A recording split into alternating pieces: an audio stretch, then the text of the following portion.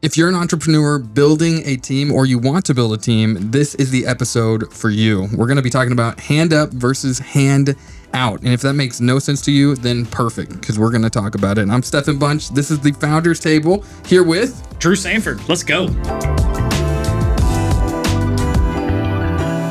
Okay, so help me out. You talk about a handout. I know exactly what a handout is. I think everybody on earth knows what a handout is. Yes. What is a hand up? Hand up. I think the best way to see this in a real visual sense is when you look at your daily life and even within the economy, right? You have people that are looking for a handout, somebody that they don't want to actually fix their problems. They just want to have something to put a Band-Aid on it for today and then come back tomorrow. And then you have what I like to say as a hand up is this is the action of us walking alongside people. So somebody has a problem, instead of just fixing it for them, we are grabbing their hand. We're walking alongside them. We're showing them how to fix the problem. We're showing them why we're doing it in this way. And we're going to empower them to where the next time they sense a problem or see something coming up, instead of just looking right back at us to try to fix it, they're starting to be empowered to be able to make those decisions themselves. And so I think when we're building a team, it's so important, and it's a hard thing because you're going to have new people on your team, and maybe you're restructuring your team, and until they really understand what this whole business is about and how we interact, it's going to be impossible for them to do that. That's why it's such a long investment into making those types of relationships. I know when we talk to business owners, things like that, like a lot of this is systems, processes, build your flow charts, understand what the job roles are, things like that. I still think it's very crucial to have some check boxes, things like that, to work through with people. On the same token, the guiding principles, them understanding what you're doing, understanding where you're going with the business, knowing the decisions that you're going to make before you make them. When you have your employees have that conversation, or they know what that conversation looks like before it exists, where they do it, that's when you know those people are getting to the hand up stage, because they're already saying, oh yeah, I knew you were going to do that. Or, oh yeah, the boss is going to tell you to do this, not that. Like, those are the people that are taking those steps in there. And I think, like you said, come alongside those people and help give, throw gas on that fire to keep them pushing and growing in your ecosystem on what you're doing. And, I go back to just me being ADD. What's the why? Why are we talking about this? What are we doing? Well, the why is, if you have people that know what you're going to do before you do it, that's the beauty of what we're trying to do. And if you want to scale your business and grow your business and have time off and do all the things that you want to do as a business owner as well, personal and financially and blah, blah, blah, a lot of it doesn't entail being there doing the job every day.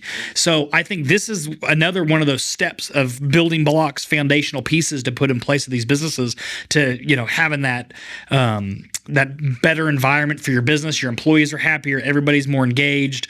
They take ownership. They do all the things that you want them to do in a successful business. Absolutely. And the cool thing is it works for every single role. It's from the admin to sales to core leadership. When we start to have this conversation with our team, with our employees, it starts to open the doors for something even bigger, even better. So I'm excited to have this conversation today. And so when it comes to, when I'm thinking about hand up versus a handout, and I think the actual ways to make it happen, when we bring somebody onto the team, can you kind of share a little bit about, initially somebody's brand new on the team, they don't know the full vision of the business, they don't understand what we're doing yet. And there's going to be a checklist of items that here's the base role, here's what you got to do. If you have issues, you come to me and we'll figure them out. Yeah. But how can we start to create that culture? So I'm going to give you an example. So we're right in the middle of a campaign with the Home Builders Association in our area. And I've pushed niches to all the agents. Look, you need to have, and this is not just real estate. This is every business. You need to have niches that you focus on in your marketing, and then you need to go own your niche. So in our world where we have multiple agents, they all have different niches for the most part, and some of them overlap. Some of them have the same thing. It's not that's not a big deal, but you still need to own your niche, right? And you have your SOI. The goal is to get them in your SOI, your sphere of influence, and then you have that person as a client. So that could be a CPA that has an SOI with niche. It's everything. It works with everybody.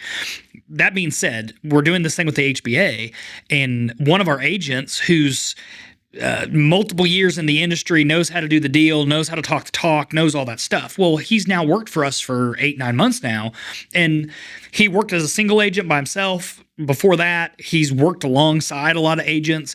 He's been involved with a lot of agency stuff, things like that. But I think this is the first time, like, to me, this is almost it's like a soft launch of a business for himself, right? So we connected him, said, okay, if you're going to be construction is your niche, you need to be a part of the Home Builders Association. So go to the HBA events. Well, we're doing a parade of homes, right? So like now we went in and we've like set up all this stuff and we're doing all the things and we get in there and then, one of the things that I am a huge proponent of is if you have value you can add to somebody else's business, you're not just a referral partner or another agent or another business trying to take a bite out of their business. You actually have a VBR, valid business reason, to be involved. Well, when we looked at the HBA here, and I'm not saying one thing bad about them, but their skill set, we have a very good marketing group in our team that we do with Rise Marketing. Well, we can do a lot of really cool things that cost a lot of money for people to do. Well, guess what? For us, I don't want to say it's a sunk cost, but it's a sunk cost. Like, I'm already paying have for the it. equipment. Yeah, we have the equipment, we have the people, we have the resources, we have all the stuff to do it. So again, Wyatt's kind of launching his own little business in that niche. And I think where we started at, okay, we'll buy a sponsorship, a couple $100, we'll have a sponsorship, you're going to be the agent, you go to the event. Well, after talking and communicating, we figured out, wow, we kind of have a opportunity to stretch our legs and run in this space to see what happens. So we've had Wyatt that we kind of pushed up there. He's definitely, he knows the lingo, he knows the stuff going on. We've kind of pushed him up into that thing, like, all right, boss, you're going to go do this.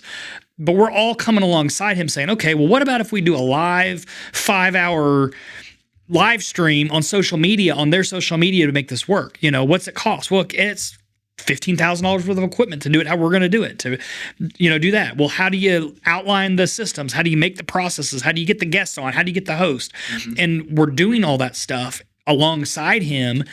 We're propping him up as kind of the point of the spear, the go-to for them and him. So it's Wyatt did this for HBA, but we've been in that whole circle with them, making sure that he's not going to fail and lifting him into that role to do that. And I think that's a great example of what we're talking about when you say a hand up, because we're literally pushing him up into that role to be that lead in that situation. So that's kind of a brief example of what we've done in our business very recently and in the process of doing right now. Yeah. To show the contrast, I think there's this picture of, with our agents, we're trying to find a niche for them. We're wanting them to be empowered in that niche and grow their business as high as they can take it. And we're going to resource them. We're going to help them. We're going to guide them, but we're letting them take the lead on that. We would have never done this. We threw those ideas out to them. And like, at the end of the day, me as an entrepreneur where I am, like, I'm looking at, we have a business and that's our own business. And then the agents kind of have their own businesses inside that business that they create income and sources of income off of also. And to me, I could give you $50 million ideas. It's not about the idea, it's about the execution, right? Exactly. Yeah. And as a company, so that's how I see as a hand up. Like, we are building, we're resourcing, we're not only giving them the answers, we're allowing them to lead in those things, and we're kind of guiding them along the way. Let's flip the script. Yeah, that's what I want to. Yeah, as a handout company, it would look a lot different. What would it look like in this situation? Because I think that's what I was about to say. I think that if you are the typical business owner, me a couple years ago, I would have just been like, cool, I'm going to go handle it. I'm going to do it. I'm going to make it the best I can do. And I know I'm going to knock this out of the park. But what did Wyatt, or what did that agent learn from that? And is he ever going to be able to do that again? Because last time we did this, you just ran me over and did everything how you wanted it done. I didn't get a say. I didn't really get to do it. I didn't learn the processes. I didn't learn the steps. So speak on that a little bit, how that would look, what happens a lot of times. Absolutely. Whether in this example, it would just be Elevate taking on the event and letting Wyatt do a small portion. But I think on a greater scale, it looks like a handout style company, if we were to do it, would be Elevate would invest fully in our own branding. We would buy leads, because in real estate world, you do that sometimes, which is crazy.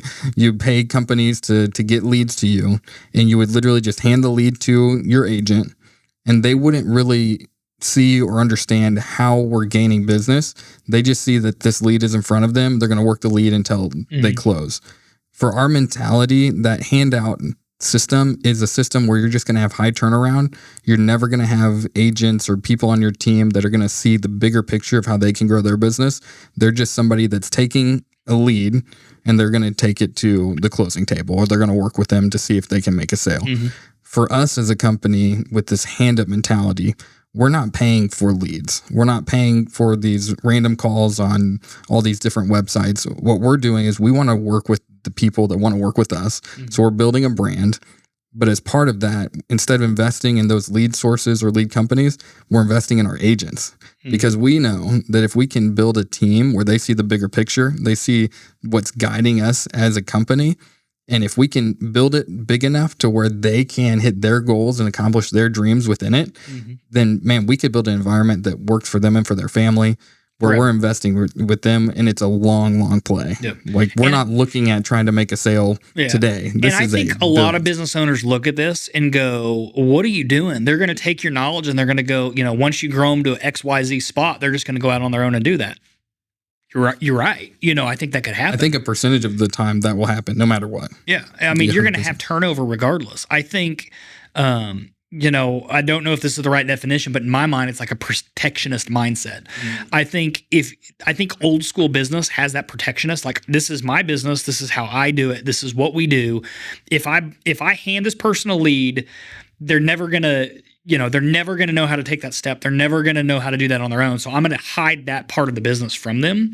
And I think what I'm trying to do and what I know you're trying to do, we've created our CRM and our software and our systems and our processes. That's not as duplicatable.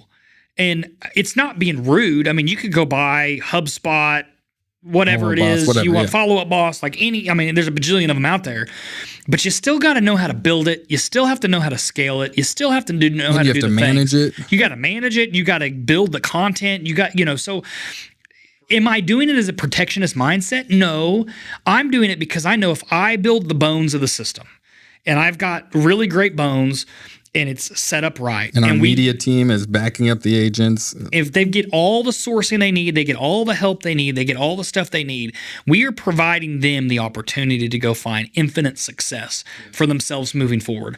And I think a business mindset from that, when you have a business that you can do that in, and you can pay your employees, be it commission or spiffs or whatever that is, and you have a salesperson that has an unlimited earning potential, and then you give, like, even back when I had manufacturing, like, our guys, they made hourly wage, but there was always opportunity for bonuses or spiffs or whatever that is. I think one of the worst things that you can do is lock somebody in. This is your salary, this is what you're making, this is all it is. At least have the brains to say, well, man, if I make 50% or 100% on this product, if we did this stupid number, I'm going to give them some big giant, target to hit. If they hit it, who cares? Like, we're all winners. We're all winners. And it's in, having that mindset and that ability. Some businesses don't allow that, but there's almost always a way to structure business where you can give people more income if they hit production goals of some capacity. And I think that's something that I've always done. Really, I've tried to do that day one as a business, because I know I feel like the last thing I ever want to do is work for somewhere that I'm stuck. And I think that goes back into the mindset of business. If you're really here to lift somebody up, put your money where your mouth is. Give them the tools to do their job, give them the equipment to do their job, give them all the arrows in the quiver, the training, the stuff, and then pay them to do it, and know that you're going to make the money by doing that. And that, a lot of that goes back to some of our other podcasts of really being organized. How do you pay somebody commission and doing all this stuff? And if you say, well, I'm not making enough money to do it, or I don't know how, well, that's your own fault. You haven't built the systems and the processes, and you don't understand your business enough, expenses, revenue, all that stuff. You have to really understand all those building blocks to start getting to this point. So if you're wanting to scale your business and you're like, all right, well, I make this on the gross number and I'm going to give this person, it's easy to start giving away the farm without really knowing where you are. So you really got to dive into your numbers, understand your numbers, really have a good CPA, really have good people to talk to it about. But when you can start doing that, this whole hand up mindset takes you from $1 million business to a $10 million business as fast as it can happen when you start giving your people those opportunities. And back to the example of the agent for us, we just set a framework, and we're going to go in and help him, But that's going to set him, like, he knows now he was capable of doing this. Now, did we help? Yeah. On a scale of 1 to 10, yeah, we probably are helping an 8 or a 9 in this situation, or a 10. But on the next time that he does it, we still are letting him feel like he's done the work on this stuff. And he is doing the work, right? We're just bumping him along, making sure stuff gets done. A resource to him. Yeah. And then the next time he does this, we're going to be a 4 or a 5. Just like, does he have it? Oh, man, he did it. He worked with the marketing team. He's done all the stuff. And the other benefit is the other agents just saw, wow, Elevate invested $15,000, $20,000 worth of production and this and that on this one event for the guys. Now, I don't have that cost in it because we own the equipment, we own the stuff, we've done the thing. But the value to the customer, if that's a $20,000 package, imagine a $20,000 sponsorship for an event like that. That's 50% of their budget. You know what I mean? And now all of a sudden, Wyatt and Elevate Real Estate Group just did this. Our other agents are going to see that and be like, wow, I'm a part of this charity organization, and we could do something similar for this, and I could provide a $20,000 value to them if I go do this. Well, great. I want them to think that way and go, what if I pitch this to them to go do this? And then all of a sudden, in our market, in our niches, you're owning your niches, you're owning your market. And if you do a good job, and again, you're providing a lot of value for these companies, it's reciprocal. 100%. And now you're starting to see the scalability. Let's pause and talk about scalability on this. Yes, let her rip. So you have a company. I mean, it's really simple for us in sales because we see the direct result. In W-2 employee, it's a little bit different, but a small business, as you're growing, everybody's in sales in some way. Sales, I always say, like, sales covers a lot of sins. It does. And so as we're talking about on the sales sense, having an agent, since we have this conversation going, that's just taking a lead and running with it, that puts the scalability, it narrows it because it's still on the team in order to do all the outbound. When you start to empower your agents and invest in them, now they're building their niches, their SOIs, and they're growing that to where the team is still pushing and investing, but it's now you're starting multiple businesses under one business. Does that make sense? Absolutely. So you do this, and we've talked heavily about real estate with this and how to set that up. I look at other companies and how you would do that in different markets and different businesses. So, like, if I use the example of a plumbing company, I think, are you going to set up the same type of system when you do that for them? Man, I think as an owner of a plumbing company, I mean, for that example, It's so service based.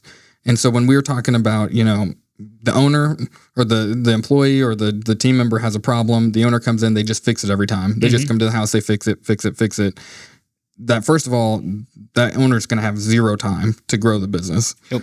Second, whenever he can empower those guys on his team to make those decisions, as he's investing into them, saying, this is why I make this decision. This is why I interact with this client in this certain way. This is why I cut a cost in this way, because it's so service-based. When they're starting to see that, it's going to be, when they're out in the field, they're representatives of you. Yeah. And that's where the shape and the shift starts to happen. So something that, like, kind of pops in my mind, if you charge $99 an hour for a plumbing company, that plumber gets paid $25 an hour, then you got insurance and that comes out of it. So that gets you to that $33 mark.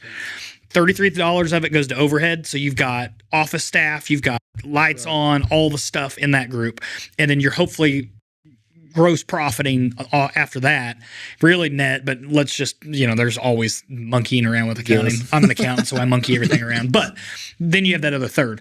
Well, to me, if you just say, well, you guys are talking about real estate agents, and yeah, they're 1099 and and it's easy to do that. No, well, hold on, Mr. Plumber.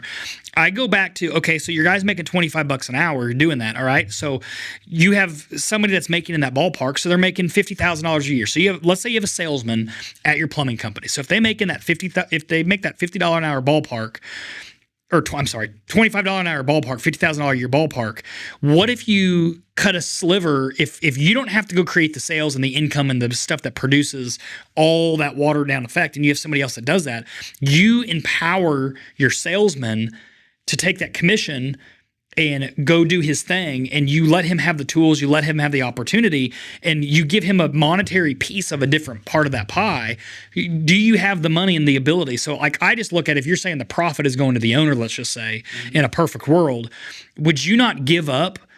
If you say, I do $2 million of sales, me as the owner with the business that I already have, would you not give up? If you get 30% of that, would you not give up 10% of that 30 to get another $4 million of sales or $1 million of sales or whatever that number is? And you have to start looking through the mindset of, when you want to scale, yes, I can, if I can do $2 million of sales and I get 100% of that, 30%, great. But if you could start compounding that next to it, that's where the scalability comes from. And then giving people some of that pie to grow the business and do things. And the key with this whole thing with scalability is, you got to find a system that's going to retain your employees.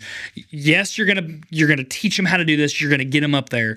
But if you push them in position, you give them the tools to do it, and they're making the same money they made then, that's when you start losing staff to say, I can go hire I know how to do 90%. Odds are a plumber salesman was probably a plumber before he was the salesman. He was a really good plumber, but he could actually talk to people.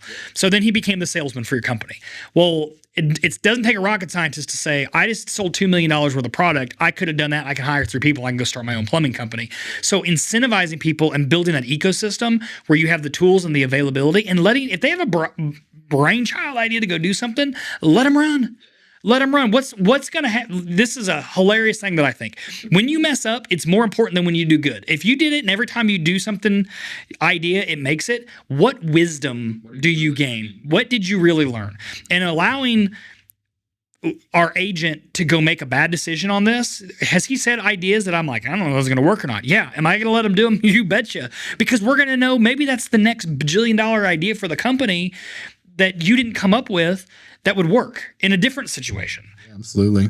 I think in what you're talking about there, if you're not building a company where your employees or your team can see their goals achieved in that company, then you are going to have turnover. And so I think that's where we get stuck in the handout mentality, is when we start to see, we have these employees and they keep hitting a level and they keep leaving. And now we're stuck to where we're indicator. We're just going to solve the problem. We're just going to have people that are going to, we're going to anticipate the turnover. And that's just going to be a cost of business at this point, where our mentality, we are looking 5-10 years down the road. Our mentality is, instead of paying and planning for a turnover cost, whatever that number is, we're investing fully in, and we're up for the risk that somebody's going to find out what they're doing and they're going to be great at it and they're going to want to start their own thing. Those are the kind of people that we want to have on our team, but we're going to show them the value that we provide as a group. We're going to show them the systems that we provide. And really, at the end of the day, having the systems and investing into the systems, they're going to look at the competition. They're going to look at doing it on their own. They're going to see all the cost of what it would be on their own. They're going to say, you know what, maybe this is the right fit for me. And I think that's going to happen way more often than them saying, hey, I'm going to try to do my own thing. And I think in today's world, first off, if you're a business, I think today's purpose of our podcast, if you have a business and you keep having people get to a spot and leave, that is a major red flag. You need to do some internal investigating on yourself and your systems and your process and the businesses, because people don't just leave their job. I think number one, it's, am I valuable? Am I valued? And am I providing value, or do I feel like I'm doing something good for my life or the people around me? Yeah. That's the number one thing. I don't believe it's dollars and cents. I think it's a pyramid. I think more money you make, less likely you are to leave. And it's more based on emotional feelings of, am I valued? Do they care about me? Do they care about what's going on? Do you do the events at the company? Do you just send them a birthday card? How's the kids? How's the sports games? When you do that and they get over a certain dollar threshold, like, it kind of becomes a moot point at that stage. And higher revenue they make, it's harder to go get a job other places. And I'm not saying it's impossible and there's not, some big companies not willing to offer more, but if you're in a blue collar job, to get $6-figure dollar people, that's not really super common, at least in our markets. And maybe if it is, it's a low 6-figure income. if you give people a path to make $80,000 to $125,000 and they do it, one, if you give them a path, you're going to retain a lot of people because because that's not an income that you're going to go make just anywhere. Mm-hmm. The second thing is if you actually get them where they hit that and you've set your structures and processes right, you're going to look at that and say, well, that person, they made $125,000, but they also created the business $3.5 million in sales this year. Yeah. And if you take what's a third of that, I'm still making, they made 50% more than other people for that same role, but they've made us XYZ. So the most frustrating thing is when the leaders do not pay their people when they are bringing in business. It blows my mind. And the amount of, and the scalability of that, like once you figure that out, having one person like that and then coaching and training somebody into a second person like that and to a third person like that, then all of a sudden your job goes from, instead of creating $2 million of sales in that original example for you, well, I could go hire 5 salesmen. They take 50% of my time.